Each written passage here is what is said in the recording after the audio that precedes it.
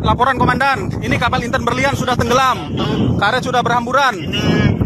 Saya mau tolong Anda, tetapi ini kondisi cuaca tidak memungkinkan ini karena Video anak buah kapal ABK KLM Intan Berlian terombang-ambing di tengah laut karena kapal karam viral. Para ABK ini pun berusaha menghubungi komandan untuk minta dievakuasi.